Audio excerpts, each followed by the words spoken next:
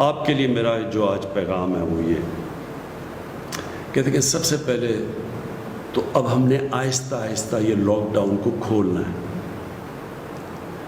ہم کیوں lock down کو کھول رہے ہیں میں آپ کو بتا چکا ہوں کہ بہت زیادہ لوگ متاثر ہو چکے ہیں لاک ڈاؤن سے. نوکریاں چلی گئی ہیں. وہ طبقہ جو کہ صرف دہاڑی دار تھے، جو گزارا کرتے تھے، جو پیسہ آتا تھا اس سے بچوں کا پیٹ پالنے سے، وہ سب مشکل میں پڑ گئے. تو اس لیے جو ہم جب لاک ڈاؤن کھولیں گے تو تاکہ لوگوں کو نوکریاں ملیں واپس، لیکن ہمیں پتہ ہے کہ اگر ہم نے ایسا لاک ڈاؤن کھول دیا کہ جدھر لوگ جمع ہونا شروع ہو گئے، اور جو ہم ایس او پیز یعنی جو شرائط ہم رکھ رہے ہیں لاک ڈاؤن کھولنے کے لیے، اگر لوگوں نے ان کے اوپر عمل نہ کیا تو خطرہ یہ ہے کہ پھر سے یہ ایک کرونا تیزی سے پھیلے گی، کیونکہ اب تھوڑی لیول ہو گئی ہے.